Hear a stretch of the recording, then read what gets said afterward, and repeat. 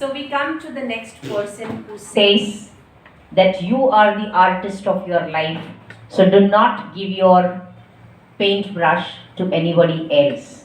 And this young lady is none other than Archana Shukla. She is creating a picture of her life today. City मारना madam मुझे ये मारो Hello everyone. One day our heart will stop beating and none of our fear will matter. The only thing is matter is how we have lived our life. So this is Archana and I am graduated in biotech. Today I am here because of one life incident. ये तब की बात है जब मैं SY में थी, SY biotech, second year of my biotech. ये तब की बात है जब मैं SY बायोटेक में थी.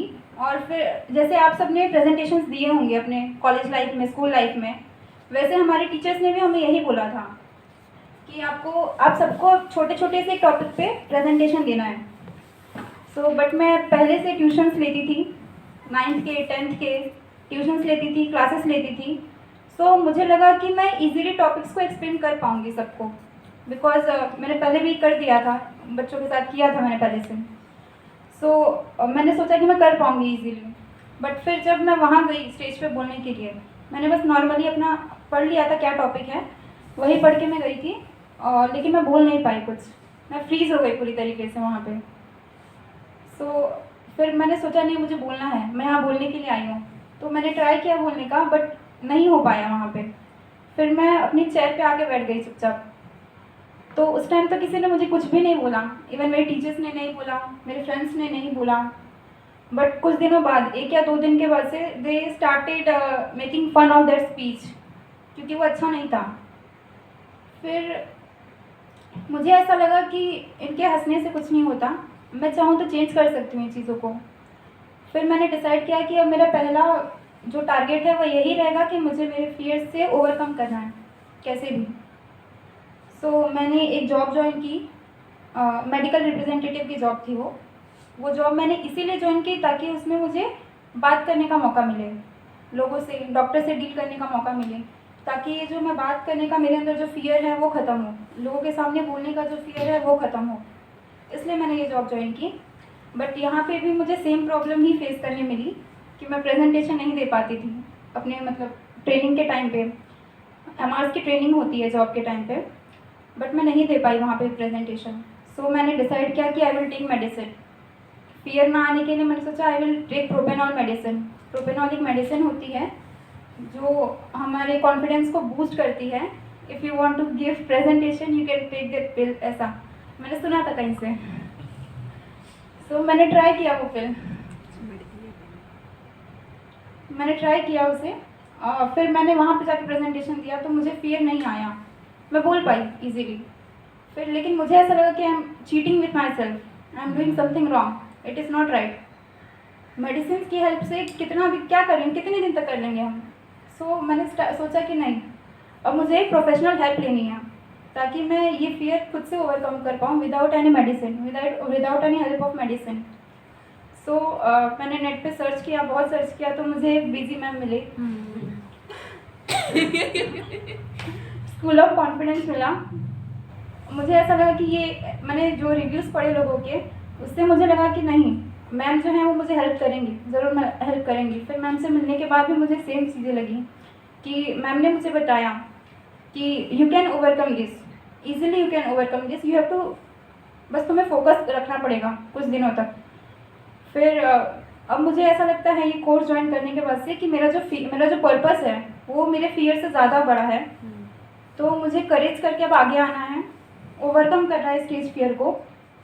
और आप सबके लिए छोटा सा मैसेज है मेरी तरफ से कि dear friends, face your fear and focus on your courage to move forward in your life. Thank you very much. रुको रुको, वहीं पे रुको. I want to give you a hug.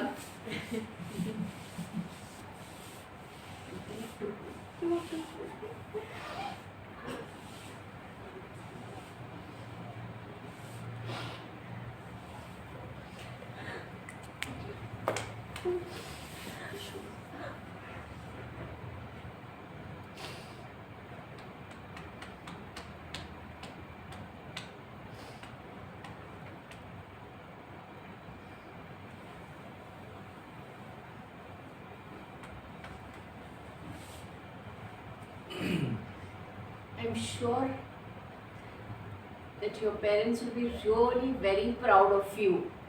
And for all the coaches, trainers, mentors, I am blessed to have such trophies in my hand. This is the passion of a mentor. When you see your mentee having that fire to earn the right to be standing here and speaking. देखो, सबके पास सब कुछ नहीं होता, पर जिसके पास कुछ नहीं होता ना, और वो जब क्रिएट करता है तो उसको इस चीज़ की वैल्यू पता चलती है. इसका जो चाह था, उसकी जो हंगर थी ना, जो भूख थी उसमें कि नहीं मुझे खड़े रह के बात करनी है. So the first day she walked in, I saw the determination with which she had come forward and she said मुझे करना है, मुझे करना है.